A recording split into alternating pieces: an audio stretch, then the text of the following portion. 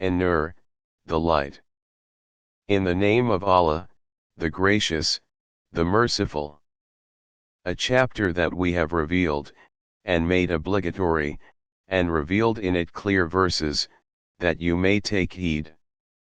The adulteress and the adulterer whip each one of them 100 lashes, and let no pity towards them overcome you regarding Allah's law, if you believe in Allah and the last day, and let a group of believers witness their punishment.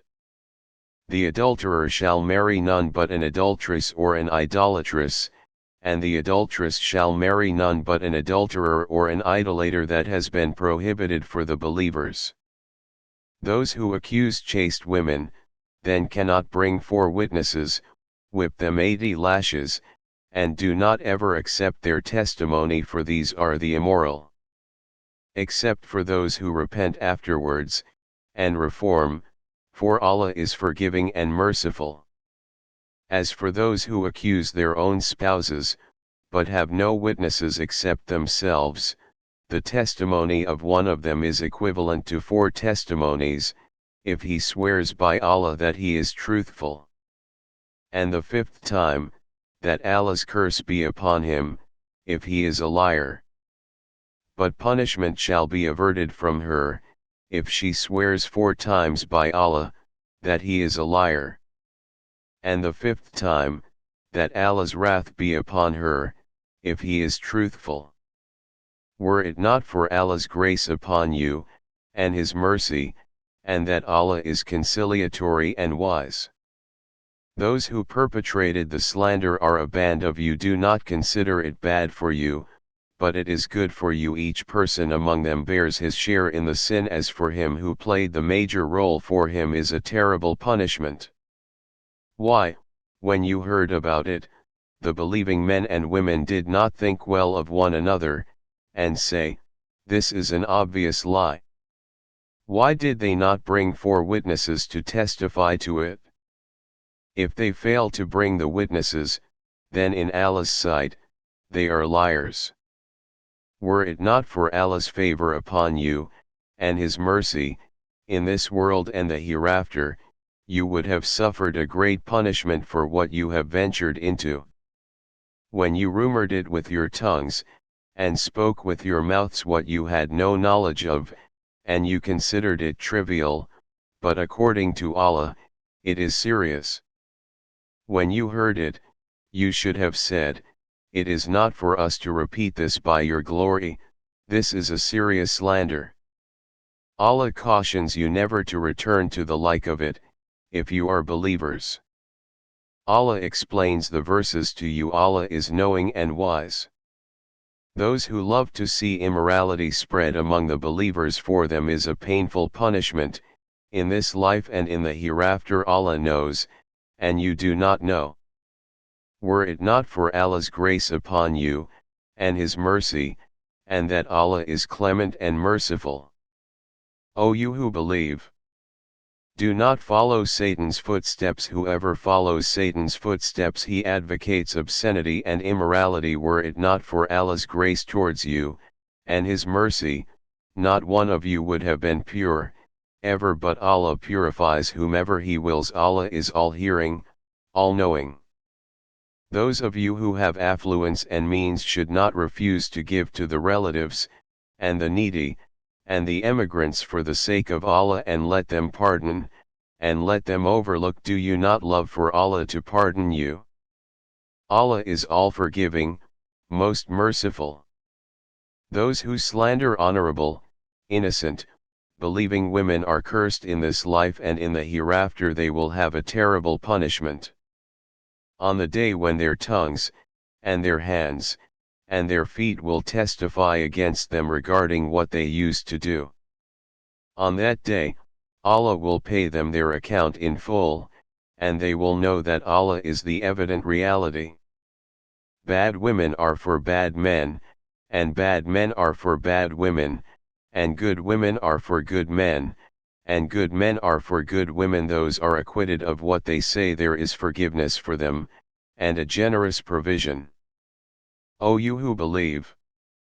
Do not enter homes other than your own, until you have asked permission and greeted their occupants. That is better for you, that you may be aware.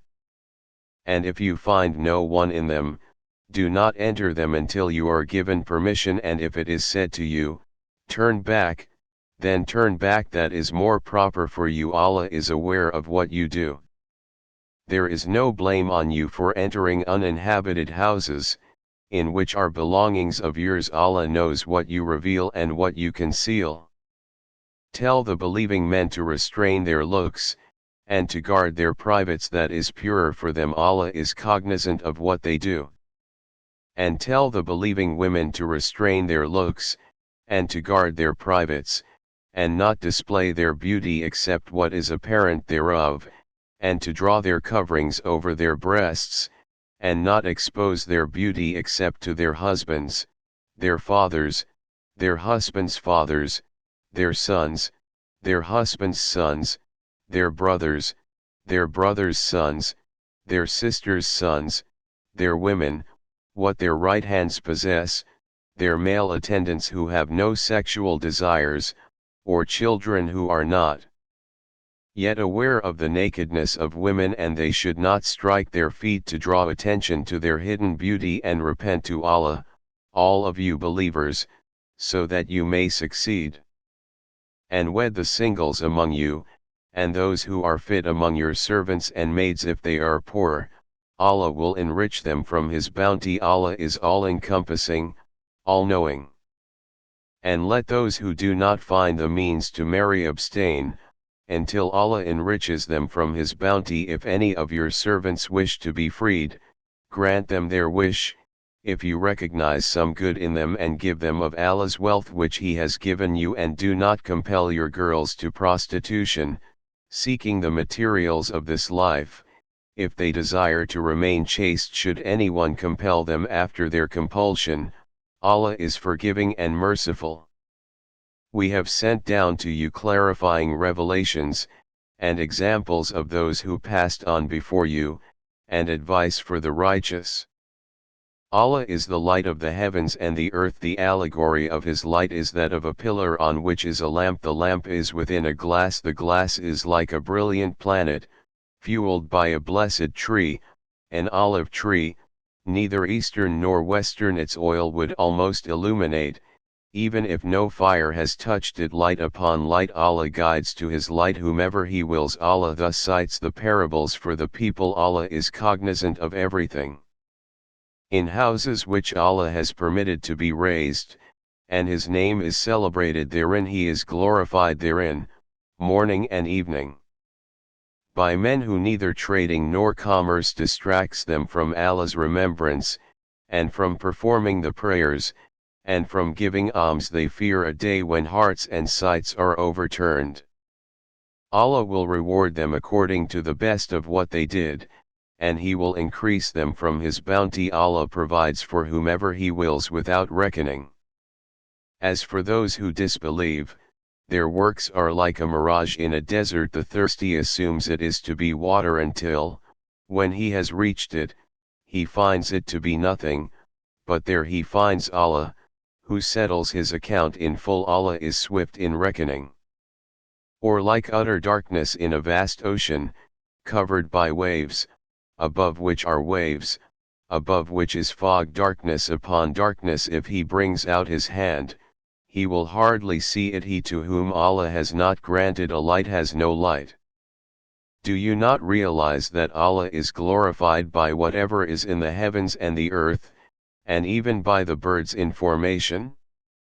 Each knows its prayer and its manner of praise. Allah knows well what they do. To Allah belongs the dominion of the heavens and the earth, and to Allah is the ultimate return.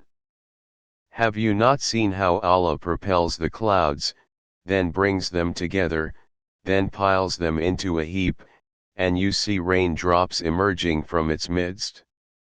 How He brings down loads of hail from the sky, striking with it whomever He wills, and diverting it from whomever He wills. The flash of its lightning almost snatches the sight away. Allah alternates the night and the day, and that is a lesson for those who have insight. Allah created every living creature from water. Some of them crawl on their bellies, and some walk on 2 feet, and others walk on 4. Allah creates whatever He wills. Allah is capable of everything.